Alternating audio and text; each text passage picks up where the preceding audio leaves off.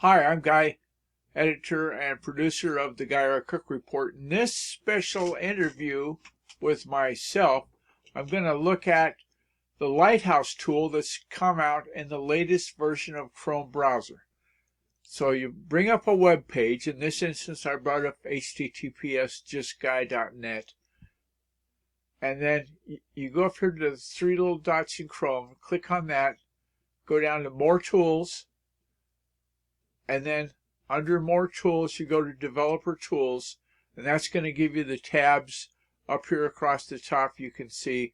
And the one on the far right is Lighthouse. And so I'm going to select the Desktop Generator Report, and it happens really cat fast. Lighthouse is a great tool if you want to look at what your site's doing in terms of deliverability, accessibility, and so forth. Give that a spin, won't you? Because I think you're going to like what you see. All of the ratings here I've tweaked, and the worst one I've got is a 96 on accessibility. That has to do with something in the server, I'm sure. Haven't looked at that. But give that a spin, won't you? It's the Lighthouse tool upgraded to Lighthouse 6 in this latest version of Chrome.